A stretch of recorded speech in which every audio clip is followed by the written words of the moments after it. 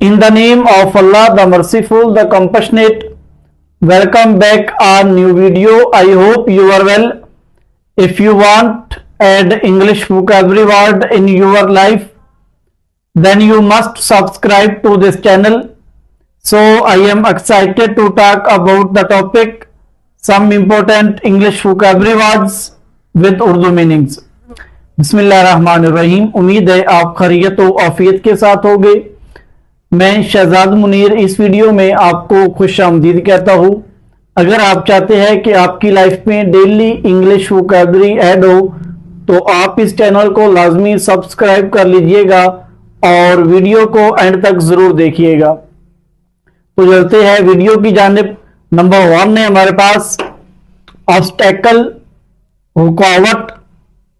Obstacle, रुकावट। Number 2 conflict, तसादम।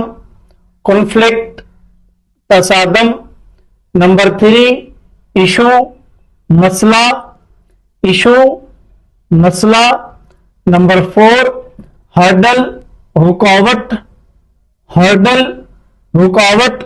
Number 5 difficulty, मुश्किल। डिफिकल्टी, मुश्किल। नंबर 6 कॉम्प्लिकेशन, पेचीदगी। कॉम्प्लिकेशन, पेचीदगी। नंबर 7 क्वांड्री, हैरत। क्वांड्री, हैरत या झगड़ा।